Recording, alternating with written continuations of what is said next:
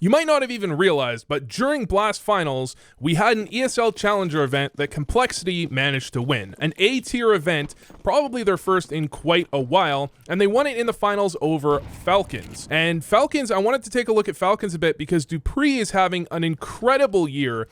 He hasn't just been at enough big events, I don't think, to really be in the top 20 or clearly in the top 20, but you know, in terms of individual performance, when he's playing, he seems to be doing some of his best work, possibly one of his best years, or at least his best year in recent memory, that's for sure. So I want to take a bit of a look at dupreeh, and of course, at Elige, who's really the star of Complexity. And it seems like Elige is the constant with Complexity. He's almost universally doing very well, and the question is, do they have the firepower from Floppy, from JT, from Halzerk, and from Grim to back that up, to put them over the top? And in this one, looking at the stats, it seems like Floppy was one of the main contributors, and Floppy's kind of been on the downswing a little bit. He's had some pretty solid games, but he's had some kind of real stinkers too recently. But we'll take a look at this game. We're just looking at Nuke here for now.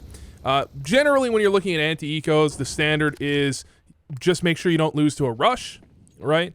And you do have a force buy coming out from the T's here, which isn't, you know, consistent. But I've seen a lot of teams want to attack Floppy, actually. This is something I've seen recently. It feels like a lot of teams do want to attack Floppy on ramp. He sometimes does feel a bit like their weak link, and he's here with a FAMAS only. So his fallback options are not great, and that's about the best gun you can pick up if you're Falcons. But the quick rotate down from heaven, because they had multiple players in rafters, means there's really no point at which the T's can actually get into a reasonably good afterplant here. Oh my god, I missed every single kill. I missed every single one. Bro, pat your observers on the back, dude. This map is the worst. Actually, that would have been super winnable if Maiden had got that kill. Would have been extremely winnable, but the speed of the retake here from Complexity is actually insane. The bomb hadn't even been planted, and they already had two people in through ramp, and dupreeh's, oh my god, he's gonna get all three kills, isn't he? Bomb didn't get defused. He's gonna be able to get away. No kit on Halzerk, is there? There's no kit. He just wins this. dupreeh just wins it. Oh my god. Dude, this is... I can't believe, dude, Vitality must be kicking themselves for kicking dupreeh, for cutting dupreeh, seeing how insanely well he's doing on Falcons. And he's not really, like, the games I've seen, dupreeh isn't given, like, an insane amount of resources or anything. He's just absolutely blasting people to a ridiculous degree. I really think dupreeh is one of the most slept-on players in terms of, like, CS history, to be honest. And when people talk about Prime Astralis, they never really talk about dupreeh. And dupreeh, of course, he was supported by the fact that Astralis had amazing utility, but at the same time, he was just laser beaming people like that. And Elige did find the one. If he finds two here, this is super winnable, but once they know you're here, they should just jiggle you out. Like, that swing from Sunpayas, I don't usually love those types of swings, because the general easiest way to make sure that you don't die to a deagle is to make sure you don't get one deagged. And so usually if you do kind of a jiggle, you know, you might be able to get that first shot off. And once they miss their first shot, then they're trying to track you. And it's a lot harder to track than it is to, like, just line it up and, you know, shoot when they peek into you. But I mean, that's like a major nitpick. And two players died of the bomb. So Halzerk managed to save his scout. I remember on Train, I used to actually like buying a scout on second round, and my team would save. And then I would buy a scout again on third round and just scout on the gun round, because third round, the T's never have an op, right? Like, basically never. And so you can get a scout on both rounds, do some economic damage on the first gun round, and then on the second gun round, sorry, on the second round, and then on the first gun round, what you end up doing is you end up being able to tag people pretty safely anyways. I always thought that was a pretty effective play. Obviously for Halzerk, that didn't work here. And I'm not sure how effective it is on Nuke compared to Train. Train really was just like an opper's paradise, and people wouldn't expect you to be scouting on third round, right? So you'd get some picks off where people aren't using full utility. They're thinking they can duel out on you, and you just scout them. But I don't think... I don't think that's a completely unviable play overall. But we actually have Falcons held on to some fire, so like some weak weapons, which means they kind of only have a few options they can go for. They could have tried to go back to ramp, but part of the idea of attacking ramp a couple of times in the first rounds is you set up the CT side to be more leaning towards ramp, right? You make them more worried about ramp, and so then the first gun round, they might kind of have a tendency to overstack ramp. And I know you're probably thinking like, dude, it's anti-ecos, like why would they change anything? It still happens, right? Like, notice this in your own games. If you lose something on second round, there's a good chance that people on your team are like, guys, we have to change something. We just lost a full eco. What do you mean change something? What are you talking about? That still does happen quite often. But this is actually the key. If you're on a CT side nuke and you want to win the game after losing pistol, your key moment is win the first gun round without losing more than 1 or 2 players, right? Because then you actually start to build economy. And so many teams...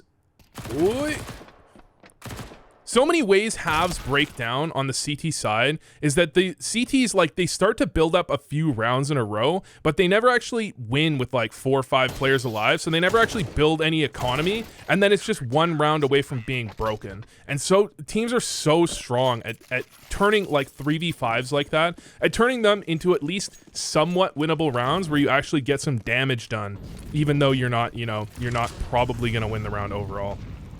But anyways, round 6, first op, and Elige is just not expecting an op. And I think on the other side, JT died at the same time, right? Oh my god. JT died at the same time, right? What happened with JT? JT, does he just get spammed from hut? He drops down. Magisk is just going for the aggressive play. Yeah, that's the play you have to go for sometimes. Like, especially, that play works really well if you know that a team loves to jiggle with a molly out from behind silos. That's generally the play you're going to be looking at, is you can go just try and abuse that player, or at least you can force them to take a duel or force them to toss down their molly. You want to be doing that play once in a while just to make them a little bit less comfortable with that upper hold. But then Magisk in lobby, they're just taking a long time, and that's the reality. You get dupreeh flanking heaven. It's okay to take a while, but it's really awkward as that lobby player, especially if they know your solo lobby. It's just very awkward to try and hold on. And you would think maybe you can hold from on top of lobby, but holding from on top of lobby has its own problems. And when I was looking at it, very few people actually do hold from on top of lobby, because the reality is you really want to know if the CTs have lobby control. That's kind of underrated. Even though you could die in lobby, the value you lose by playing on top of lobby and just being like, are they in lobby? I don't know, right? Because then you have no information on the rest of the map. Magisk dying there, obviously it's better if he doesn't die. But usually if you're holding lobby, you can go 1 for 1. And then you at least have the information, like, are they in lobby or not? And then the rest of your team can play around that. Because once they knew that the CTs were in lobby, they could pretty freely take heaven control and then just set up for what was like a fairly easy win at that point, right? They can just kind of, they can turn it around into a pretty easy round win when you, essentially you can trap the CTs in lobby if you're pretty quick on it. So, doing pretty well here so far for Falcons. Kind of what you're hoping for from Snappy. I really like Snappy as an IGL, but man, Falcons just haven't looked great. And the problem actually with Falcons is it seems like, I almost want to say it might be like an international thing. Even though they're not really that international. I mean, their core 3, Snappy, is that their core? I mean, Snappy, Magisk, and dupreeh are all Danish. But when I see them in clutches, like they're team flashing each other, they're just not on the same page at all, which is one of those things that, you know, you could turn that around. It could be that all of a sudden you guys like just link up and you're like, okay, we all understand exactly how this is played, and all of a sudden that you're like, your team is amazing. But that's probably going to take a while. I definitely do I like seeing Snappy do well, because he's another one of those players that's, you know, not known as a very good fragger, but he's built some really good rosters. He kind of like very consistently gets rosters to work together to a decent degree. But let's watch this one back again, because, man, I suck at observing nukes so bad, dude. Okay, so Halzer doesn't have an op. but he's still going to go for the red play. So they're just going to overstack outer with 3 players here, and they're not expecting JT. So with JT here, I'm not sure if they heard Elige up close, but they definitely didn't seem to be expecting JT, or actually it was the timing on the smoke, wasn't it? The timing on the smoke was, the smoke wasn't quite up, but it was landing, and Sunpaeus is just trying to pivot off of that first kill to catch that rotator, which is very common, by the way. You see that all the time. You get a kill outer, and you try and pivot it, like basically accelerate to turn it into a second kill because you catch the second player off guard. But in this case, the second player was ready, although, I mean, Opper peeking in a rifle, in theory that's a kill you're probably getting, but I think Sunpaeus was probably looking heaven and maybe not big garage. Probably, I think because he might have just been expecting that smoke to be up. I think he might have just mistimed that. If he was looking heaven, he must have mistimed it, right? So 2v4, with the money you have on Falcons right now, you should just be, I think, looking for a kill or 2. Because if you look at complexity, I mean, if they lose players, they're kind of screwed. The best thing that could happen is if they could get rid of the op, if they could throw away Sunpaeus' op. Is it Sunpaeus? It's Sunpaeus' op. And then they could get a couple kills. That would be like optimal. You still don't want to lose the guns if you can help it on T side. But I mean, they have plenty of money that with both players alive, they both were looking for kills essentially. But once they lose a couple players, then they're not really... You know, once they lose one of those players, then dupreeh's just going for the save, which seems to make a lot of sense. And unsurprisingly, although it might seem surprising, complexity don't go for the op. They actually don't overrun, like try and make their way out for the op because they're more concerned with keeping players alive. All right, so here, this is a play that's really awkward recently because the way these mollies work, I've seen this a couple times now. The way these mollies work, you can actually kind of work your way around the smoke and get through these mollies where it looks like from JT's perspective, right? Nobody can come around this side, around the smoke like this. That's not possible. But in reality, it actually is possible because of the smoke glitch where you can see out of a smoke, but not be getting hit by molly, right, with your upper body. And I think that's kind of the point of this type of play, and you can see JT knows this play is happening as well, and they have a plan. They have that nade that gets tossed down, looks like by Grim. They hold on to that nade, seemingly specifically for that play. And this is the most surprising thing so far, is that you're expecting, like, with that good of a hold on upper, if you're Falcons, part of the point of that play is you get a kill on upper, and the idea is that you get a kill on upper, and then if the opper starts outer, a lot of the time you might start here for the molly, or you might start, oppers start heaven, maybe, depending on the team, maybe like 50% of the time, they'll start heaven, or near heaven, or throwing that molly. And then maybe... Recently, garage has gone up in play. It used to be like 70% of the time people would start heaven. Now it's maybe like 50% heaven, 30% garage or something. You want to draw that heaven player into upper to try and defend that exact play they were going for, and then you pivot back ramp and you isolate that one player, which is exactly what you want to do if you feel like you have a player on the enemy team that's weaker. And I'm not sure if that's exactly what they're thinking, but teams... Weak or not, teams do try and isolate ramp quite a bit. It is a place that you can draw a rotate away from and then attack pretty consistently and with pretty good kind of idea of exactly where that rotate's going to be at any given time.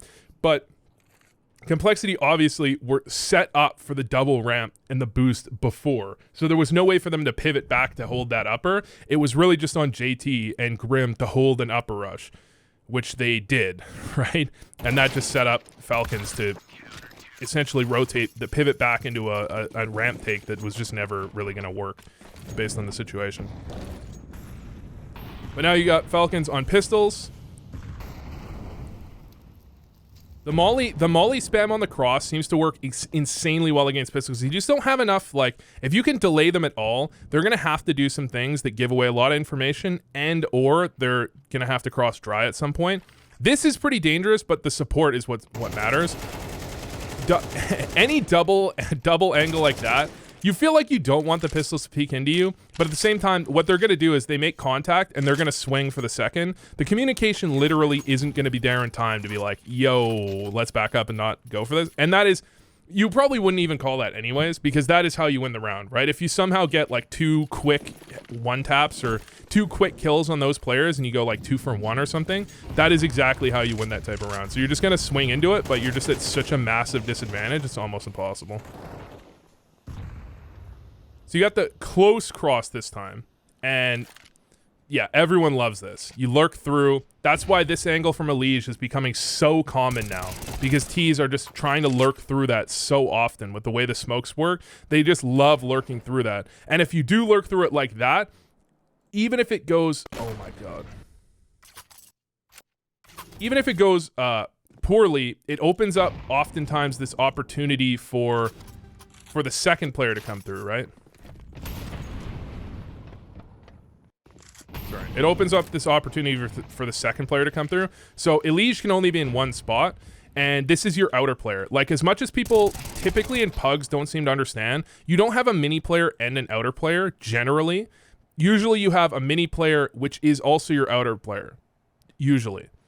And so this player will start mini and he might like spam this sometimes, but sometimes he'll start here, sometimes he'll start wherever. And your oppers sometimes, you might sometimes have your outer player go mini and your opper start garage. That'll happen sometimes. But generally your mini player is your outer player. So when he makes contact in garage like that, Snappy knows there's a good chance there's an opening, although far from guaranteed, because the opper is generally going to be heaven and generally going to be, you know, supporting at that point, right? But there's a good chance at that point that you can get this opening where Snappy can make his way over. And it's actually Sun Pius on top of Mini that manages to catch a liege. And then Snappy, I don't know, do they have information that Halzerk was like started ramp or something? Maybe Floppy like pushed into lobby? Because they seem so sure. Okay, no, never mind. He just loses the duel. I thought he got shot in the side there, and I was like, why is he so sure that nobody's heaven? Like, do they have information that they're like push lobby or something? Okay, 2v3. Lots of options here. The one annoying thing about Nuke is that when the CTs lose a player, even one player, but obviously especially two, even if they lose a player, there's going to be something that's open. It's not possible to cover everything. But you can't, as a T, really know what's open and what's being covered without just walking into it and hoping that you pick the right angle. Right? Because if you walk out hut like that, which is what was open, you walk out hut like that, someone could just be sitting on top of hut staring down at you. And it's like you can't know that until you literally are getting shot at and killed, right? It's almost impossible. But Sun Pius, did he even hear the guy drop? Oh my God, this is so, oh my God, is he really going to win this? They tried to stick the bomb like before Grim had covered everything. Okay. That's a tough one, because this clutch is it's awkward, right? They don't actually know where Sun Pius goes, which you could argue that's one of the things sometimes people will do, and that's how sometimes these clutches are won, is Floppy will be like peeking from heaven trying to keep tabs on where Sun Pius went, so they're not in this exact situation. But if he does that, he could just die, right? So he's playing it super safe, not keeping tabs, but not getting any information. And then did it not tell him where he was? Oh, they changed that, right? They fixed that, I guess. So now they have no idea where Sun Pius is. And the thing is, if Grim makes... So if they give time for Grim to make contact here, if Grim dies, Sun Pius is immediately going to be able to pivot and start fighting this way pretty well. It's not going to be that big of a disadvantage. So having Floppy go in first does make sense, or having Grim go in first does make sense, because if Sun Pius is in hut, as he's dealing with the players on site, he will then be getting flanked, and it's almost impossible for him to have the timing to do all of that unless he's front silo, which I really feel like is by far the most dangerous position for him to be, and also the position that they're least like aware of, because I guess they're thinking that Grim would have covered that, because Grim came up the vents. Maybe that's like a mistake. Maybe you could argue that's a mistake. The timing is a bit awkward because Sun Pius could be coming around. If he was coming around through hut, he would be right about here right now. So Grim kind of has to clear that. But maybe he should probably pivot back and check this just to make sure, because if Sun Pius is in lobby, they're still in a pretty good spot. Like, they're just winning. The place that Sun Pius went, that play around front silo, is by far the biggest opportunity for Falcons to win that round. That's by far the biggest way they lose that 3v1, I think. Like, the player in hut, it's not planted for him, and they know it, right? So what's he gonna do? He can do something, but it's very awkward if he goes back in hut. So I think Grim coming up that ladder is probably supposed to just check that. Anyways, enough yapping about one specific round. On to the next one, guys. This is going to be a straight up and upper rush, because you can hear the guy on top. So they're going to come out looking straight at him, and then Magisk is going to have to come through, but the timing has to be really precise. Not precise, but like, you need that guy on top hut to get a kill. If he doesn't get a kill, then he's just not, he's not going to be alive long enough. So those flashes that are fucking perfect for Madden, to blind him, basically guarantee the round win. They're so ready they're so ready. That is a counter to that exact setup, basically, which a lot of teams run a fucking lot recently. That one guy with dualies jumps on top of hut. It's really hard to deal with. It's very strong unless you have like a coordinated hit specifically trying to deal with that, right? So the play itself makes a lot of sense, but that whole upper setup just falls to pieces just because that guy can't stay alive, which is not his fault, really. I mean, that's just a well-crafted strat. My only point of bringing that up is to point out that if he stays alive there for a few more seconds, those players are turned around, and then that lurk through the smoke works flawlessly, right? It's just like the small differences between working and failing.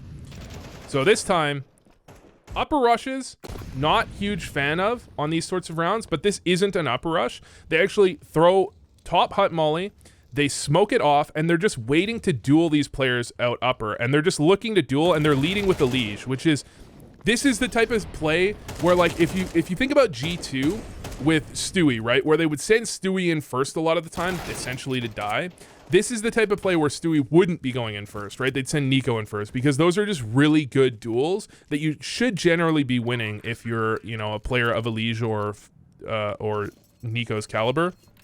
So sending Elige out first with the AK, with support. They had Floppy looking at the hot play. They had someone staring at the smoke, right? It's a great way to utilize what is your star player and give them a chance to activate. And it's going to be a pretty high percentage situation unless you have someone like dupreeh in this exact angle. This is kind of the angle that you'd be worried about in this spot. dupreeh kind of swinging around here and having a guy mini that can swing out at the same time. That's kind of how things would go really poorly there.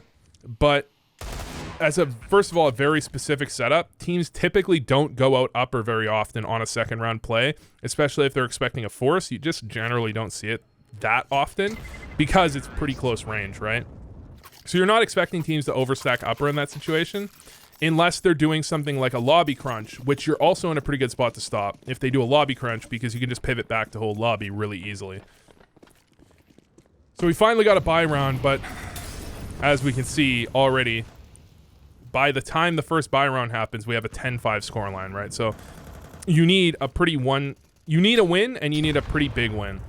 This play by Floppy, by the way, this is a play you typically go for if you have two players in lobby. It's pretty dangerous to do it with one, but you need to sometimes do it with one. The thing is, this deep smoke from Snappy is the smoke that you use because you can walk around it. Because, for example, Snappy can molly behind this smoke and then get up on this chair right in front and not be getting hit by that molly, but still be able to see Floppy. So one of the easiest ways to deal with this is to get onto that side so that the player can't lurk through. It also gives you the added bonus of having a lot of information on what's going on, because if someone, for example, is Mustang, like above hut, if someone's there, it's really easy to spot them or to hear them as they drop. You can hear all the rotates. You can hear basically everything going on. You can't really afford to go there necessarily if you're alone, right? Although you'll see like Robs do it sometimes. So it's kind of a more like a double lobby setup. But Snappy clearly was ready for that. Not only did he nade it, but he also spams it. So he just completely destroys Floppy there and leaves not the greatest situation for complexity. And these halves can really go very sideways very quickly. If you're, on your T side, you feel like you're winning. You feel like this is all good. 10-5, we're winning this game, right? But they can go so sideways so quickly because you lose one gun round, you save, it's all of a sudden it's 10-7, 10-9 after one more, you know?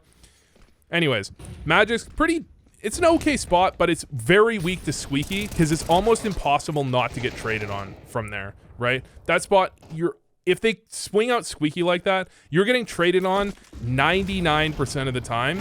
And then Sun Pius, that's not a bad shot to go for, but it is like if him dying there kind of turns the round. If he stays alive, but it's still like, man, an op on a retake is not exactly your favorite gun, you know? Anyways, dupreeh's probably going to be the one to make first contact. He makes first contact. Then the idea would be that Snappy comes up vent quickly and they come out heaven quickly right off of his contact. But the problem is Elijah's exact position is like the best possible spot to deal with vent and heaven.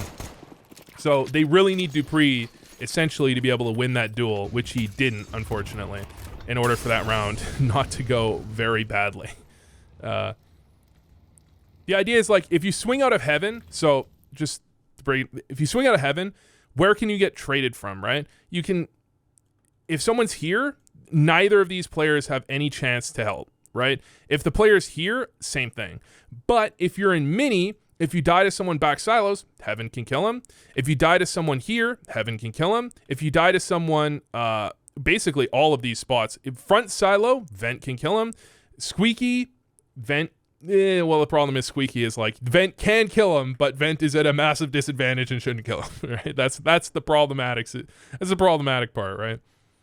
And we actually have Falcons going for the Force. So they do not have a lot of utility here. But I'm wondering if they're expecting a Force. I'm wondering what buy Complexity is expecting here. This is probably one where you're thinking they could save, they could force. It depends on the team you're playing, how well you know the team you're playing, because I feel like certain teams here are going to lean towards forcing, and certain teams are going to lean towards saving.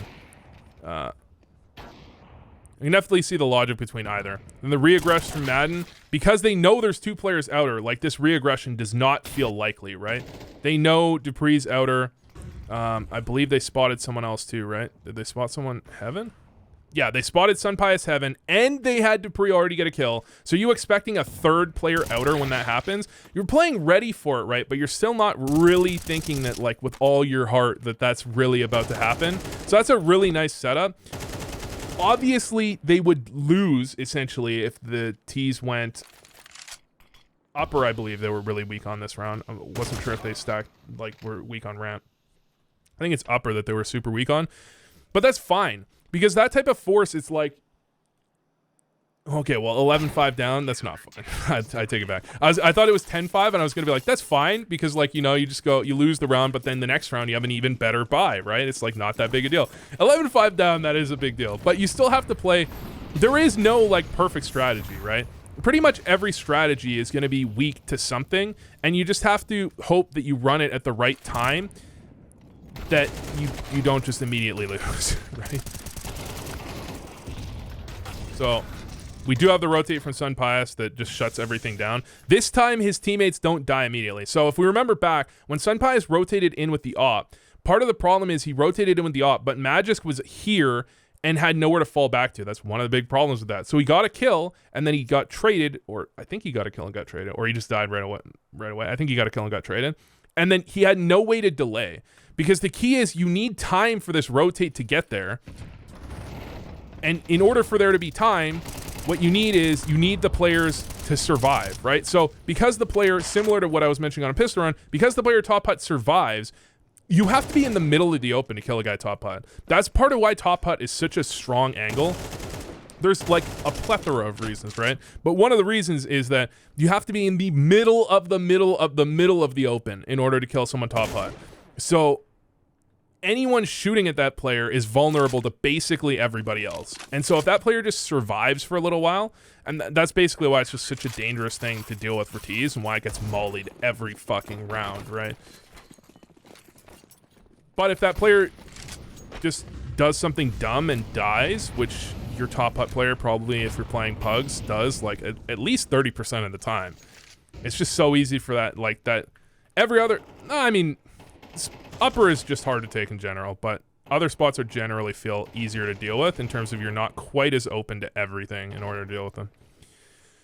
So Falcons are going, it looks like they're not sure if someone dropped lower. So Complexity must have thrown some pretty solid utility on Squeaky, and you just didn't have the right setup here. They're playing super light on outer because they did overstack outer, I think, twice now. So eventually you're going to play super, like, a little bit lighter on outer because, well, your opponents are unlikely to go there if they think you're overstacking it. The rotate from Sunpius, he wanted to go for a duel there, but decides not to because he gets mollied off, which is really what you're supposed to do. And you've got this standard, what was standard for, sorry. I just hurt my neck, dude. God, I'm old. This is like generally the standard lurk, right? You send a guy Africa, he can just control a lot, and then he can do lurks like this where there's contact on ramp. So now he's looking for this lurk because this is about the timing that dupreeh is going to stop being ready for this. Although, you know, of course, it's a mind game, right? Because like that's the timing that dupreeh is going to stop being ready for it because he might need to support somewhere else on the map. So he's thinking, okay, that's the timing that someone you would use to try and kill me. And then you have a pretty solid setup here with both players on Crane and Mini, which is just, if you're low on numbers, that is a setup you'll see a lot of teams do. Again, it's weak to things, right? If someone walked out hut, if they just did like a pop flash, like bust out hut, that flash would blind this player and they'd be kind of screwed. But you 3v5, you have to take some risks, and that's a really solid setup where it works, right? You're gambling they come out Squeaky, which is late round. Floppy just couldn't do anything there. Late round, it's almost like mid on Dust 2. If you're ever like 3v5, walking out mid on Dust 2, historically, since like 2008, has always been a pretty good play. Because where are the CTs going to leave if they're 3v5 or like 3v4 or something, or 2v4? The least likely place for someone to be is mid. Teams know that, and so sometimes they like gamble stack mid, or like gamble off B to stack mid because they know that that's the weakness that teams are expecting. Same thing goes with like coming out Squeaky. Squeaky, as you might have noticed based on the way I described it on second round, right, where it's like a great place to duel out of. If you just lock down angles, you can duel out of it with the right utility. Same thing goes for late round. You can duel out of Squeaky and kind of take reasonably okay gunfights that aren't just horrifically bad, where you should for sure die to everyone. It's probably like some of your best gunfights if you go out Squeaky. That's why teams constantly re-smoke Squeaky. Like Squeaky gets broken, and it's like a choo-choo train of re-smokes. Like Heaven player re-smokes, both upper players re-smoke. Sometimes you even have the outer player re-smoke. Like everyone re-smokes. Okay, sorry, I didn't see this play from Sunpius. He's just gonna do, it's a really aggressive play, but one that I quite like. He's gonna go for the play, jump down immediately, peek from the left side, catches Grim, really nice. And not only that, but they have dupreeh there to catch the trade. Because dupreeh, when this op play happens, he knows what's gonna happen. The trade's gonna come in. So he tosses the molly on someone that might be trying to trade him, and he spams it. That's actually a really well-crafted play. Because how does Sunpius die? He dies to a guy on the left side. But if he gets a shot off quickly, he might not die to that player. The player, in this case, didn't die to that player because he got a shot off quickly. Even if he doesn't get a kill, that player on the left side is still likely to try and kill him, or likely to be in position to kill him. So that molly pushes them out of position, and he spams them down, saves Sunpius, and gets himself a kill. And this is the other place you walk. You either walk Squeaky, or you walk ramp, or you gamble, basically, that you're in the right spot. So last time they walked Squeaky, didn't work. This time they walk ramp. They're going to walk right into Snappy, who's probably the player that you want to walk into. But still, I mean, ramp, this is why I'm talking about, like, you know, Squeaky is solid. There's no place that you can walk and feel like you're really good to go. There's no place you can walk on T side and feel like you're good to go. Because the CTs are either there or they're not, you know? 50-50. Either is or it isn't. All right, so Elish has a ton of time here. So he can actually do a lot of different thing. The inclination is to go for the plant right away, or to at least bait someone out with the plant. But he could, I mean, in theory, he could have walked back ramp. It would have been really risky. He could have opened single. But this is the standard way to play it, right? And you kind of more guarantee yourself getting the bomb plant. That's a nice shot. And now we know Sunpius is here. God, Elijah's good. That's a fucking ace too, dude. Oh my god. Let me see this first kill, because I'm pretty sure he's just at a massive disadvantage here, right? Oh, no, that's just a really good peek. Magic still dinks him. This is always the most awkward spot. If you're an opera, you know what I'm talking about. Someone's like, he's dinked. And so you pull out your USP, and it just doesn't feel right. You know, running around with the USP, it just doesn't feel right, man. It's like, the amount of times someone said he's dinked, and I've been like, dude, why did I even pull out my USP? I get that kill if I keep my op out. Like, even he's dinked. Okay, cool. Fuck, I still should have opped his ass. Like, god damn, dude. I don't know. Maybe that's me just being terrible. I know it's me being terrible, but I know everyone that opts has been in this situation where they've been like, fuck, I just wish I had kept my op out, okay? We've all been there. Don't lie to me. If you say that you haven't been there and you're an opper, you're fucking bullshitting and you're gaslighting me. And that's not cool, dude. Don't gaslight me.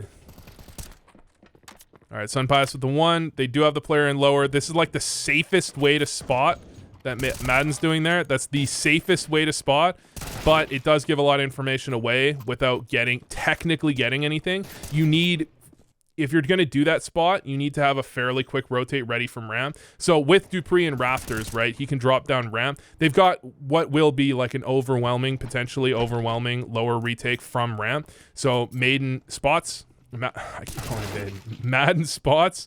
Then they have the fast rotate from Snappy. And Snappy looks like he wanted to get in here. Like, I think his goal was to get in. Yeah, I think he wanted to try and get to clock at the back here. But once the guy dies single, then it gets real awkward.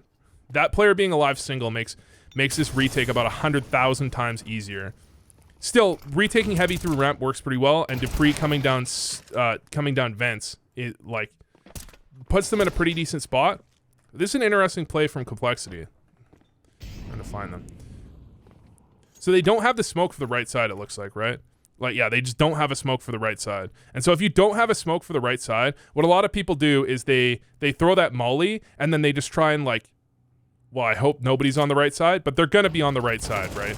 So using that timing to just duel the players on the right side, you force them to the right side, then you just duel them. It seems to make a ton of sense. It just seems like a pretty smart play.